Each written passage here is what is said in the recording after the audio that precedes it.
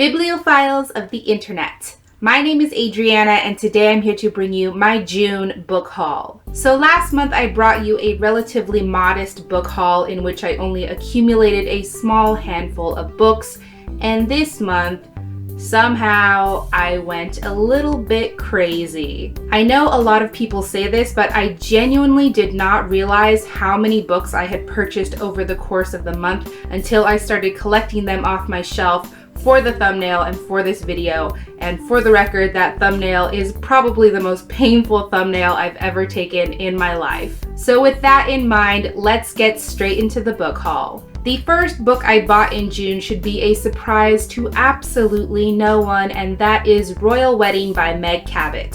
Obviously, this is the highly anticipated 11th book in the Princess Diaries series and an adult continuation of that series. It was perfect. I loved it so freaking much. Made all of my dreams come true. One of the best things I've ever read in my life. I did a mini review for this book already and I will link that down below. And in case you're wondering, all of these little tabs are all of the hilarious parts in this book, so that should tell you something. After that, I bought The Paper Magician by Charlie M. Holmberg. I actually found this book because it was on a list of recommendations for people who enjoyed Howl's Moving Castle, and I was like, holla, that's me. Basically, this is about a girl named Sienny who is a very talented magician, and she takes up an apprenticeship in which she will learn how to use paper magic. Essentially, paper magic is where you use paper as the source and then you can do whatever you want with it. You can animate it, you can bring it to life, you can create weapons, you can read fortunes. There's really no limit to what you can do with that power. I think this book sounds fascinating. I can't wait to get into it, and I already read the first 2 chapters on the Kindle sample, and I was so enthralled with the writing and the story and the magic that I forgot I was reading a sample, and I was genuinely upset when it ran out. The next 2 books I'm going to show you are what I refer to in my mind as hashtag things Lucy made me read. The first book is part of a series that Lucy will not stop raving about, and her Twitter rants convinced me that I needed this book in my life, and that is Captive Prince. I don't actually know if this book is considered historical fiction or fantasy or perhaps a blend of both, but I do know it's about a prince whose throne is stolen from him by his half-brother, and then he's sold to an enemy prince as a pleasure slave. So obviously it has mature content, and I'm sure there are some trigger warnings for anything that has to deal with being a sex slave, maybe potential sexual assault or rape. I'm not entirely sure, but clearly it stars queer characters and Lucy loves it. She thinks it's amazing, and that's enough for me. I totally trust her opinion. Also, this book is recommended for people who enjoy the Song of Achilles, and yeah, that's this girl right here. The second thing I bought because of Lucy's ravings was Blue is the Warmest Color by Julie Moreau. I've read this already. I also did a mini review for this graphic novel, which again, I will link down below. It was beautiful. It was wondrous. I very highly recommend it, and I just loved it so dang much. Next is another book I've already read, and that is The Girl of Fire and Thorns by Rae Carson. As many of you know, I read this entire trilogy last year through my library, and I loved it so freaking much, and I've been wanting to own all 3 books for the longest time, but for whatever reason just have not purchased them. If you can believe it, I bought this paperback copy secondhand off powells.com,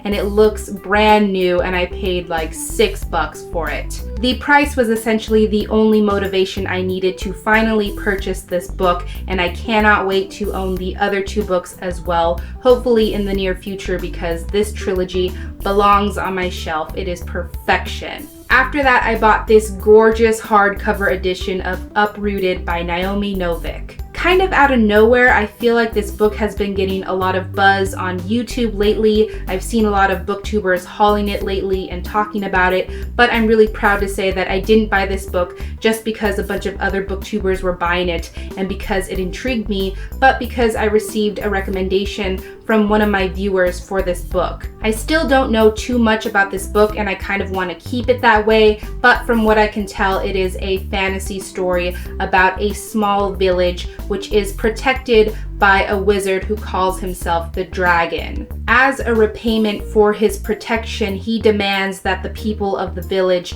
give him a young girl who will serve him for the next 10 years, and then so on and so forth. It seems like an amazing story. I've heard incredible things about this book from fantasy reviewers who I really trust, so that only piques my interest even more. I for sure want to get to this one in July, so look forward to hearing my thoughts about this book for sure. And thank you so much, Sara, for recommending this book to me. I'm so excited about it, and I hope I love it half as much as you do. Next, I bought another YA fantasy that seems very of the moment, and that is The Wrath and the Dawn by Renee Ahdieh. This is another book that has been receiving a tremendous amount of buzz lately and a ton of rave reviews on BookTube, so I'm trying to go into it objectively, but I know it's a retelling of 1001 Nights, which is a story I have very fond memories of. Essentially, it's about a young king who takes a new bride every night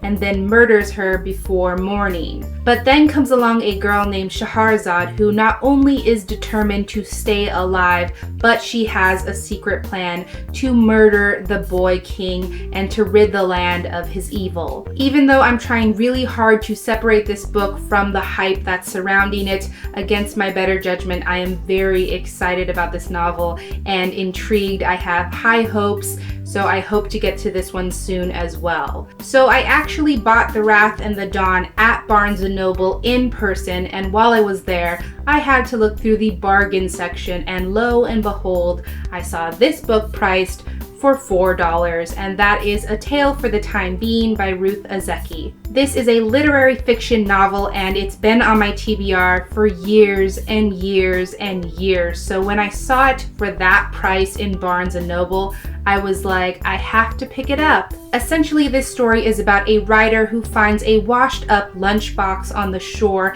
and in that lunchbox is the diary of a young Japanese girl. Like I said, I've been wanting to read this book for years, so I'm really happy that I finally have my own copy and I didn't have to pay list price.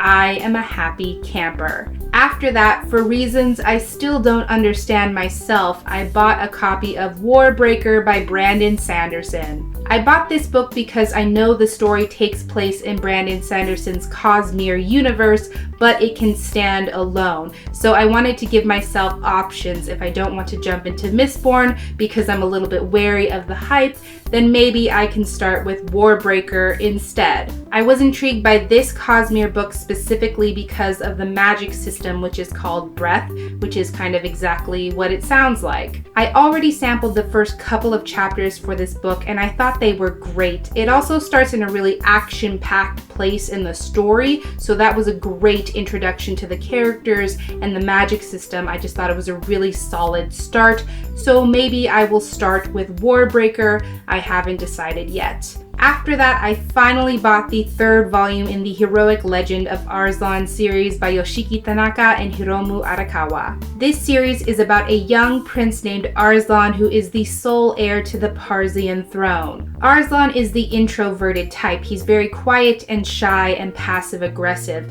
but his father, the king of Pars, on the other hand, is very violent. He's known as a ruthless warrior who is undefeated in combat. The first time that Arslan goes into battle, things quickly go south for the Parsian army, and he finds himself separated from his father and from his kingdom. So the series is really about the small company that Arslan keeps and how they're trying to go around and gather allies so they can go back to Pars and Arslan can ascend the throne and take his rightful place as king. This series is amazing, one of my favorite manga series by far, and there's also an anime adaptation that is currently airing and carrying over into the summer season, and it's one of my favorites. I love it so much. I've been waiting to buy this third volume, and I'm so excited to read it. Finally, the very last thing I bought in June was The Martian by Andy Weir. As I'm sure many of you know, this book is going to be adapted into a film,